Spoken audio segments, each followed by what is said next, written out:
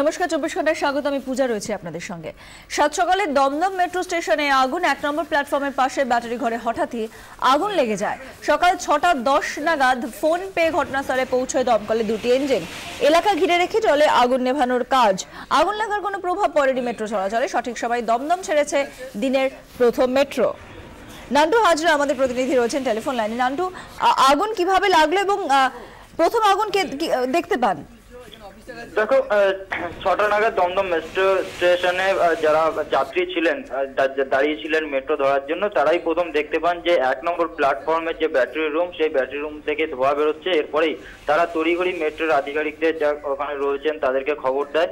এরপরেই তারা দমকলকে খবর দেওয়া হয়। দমকলের দুটি ইঞ্জিন আসে, এসে ফোম ব্যবহার করে কিন্তু সেই আগুন 15 মিনিটের চেষ্টা সেই আগুন নিয়ন্ত্রণে আনে।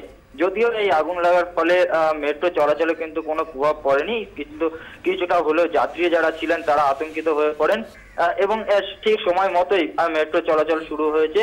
যদিও এই আগুন লাগার পেছনে কি কারণ রয়েছে সেটা জানা যায়নি। প্রাথমিকভাবে দমকলের আধিকারিকরা যেটা জানাচ্ছেন যে কোনোভাবে শর্ট সার্কিট থেকেই আগুন লাগতে পারে, কিন্তু তার ফলে কোনো বড় ক্ষতির কিছু হয়নি, নর্মালি রয়েছে মেট্রো চলাচল।